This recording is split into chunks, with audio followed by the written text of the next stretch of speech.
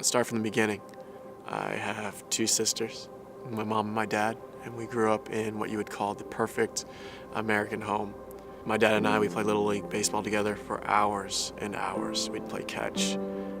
When he came back home from work, I'd make sure my homework was done, so that way we could hang out and watch TV together. We used to watch the Batman animated series. We all got along, everything was great. And then about 9 years old, my parents, they had a violent breakup. The cops had to come over, and they took my dad away. And then from there on out, I would see him about maybe once a year. He was the most influential and important person in my life, and now he was gone.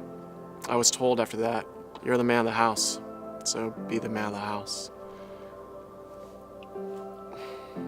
What was a 9-year-old kid supposed to know about being a man?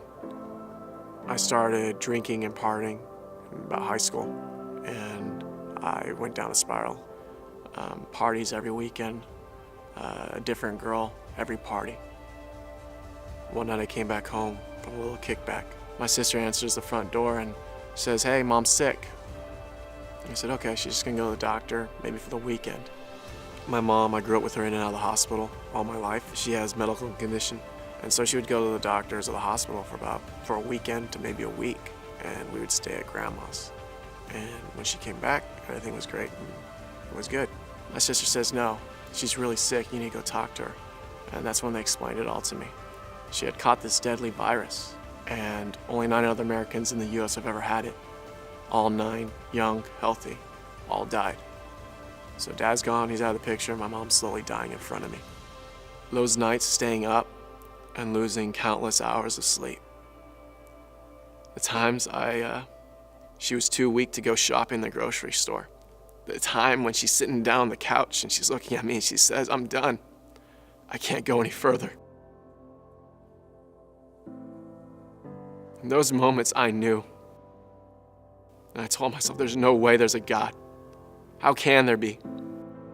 And my partying got really crazy. And it got really bad. And one night I came back home, I blacked out. But this time something was different. I remember a hand being put on my back and it shook me and it said, son, wake up. And I said, no. The second time, son, I need you to get up. And again, I said, no. And then on the third time, it grabbed me and it said, son, get up.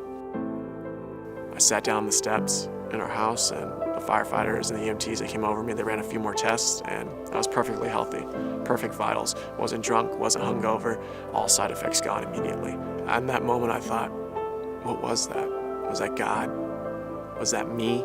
And that sent me on my journey to find God, to find out if He's real or not. I joined Master's Commission about a year ago, and I found out God is real. You can have a relationship with Him. Originally, I joined Master's Commission to prove him wrong, prove everyone wrong that God doesn't exist. I found Him.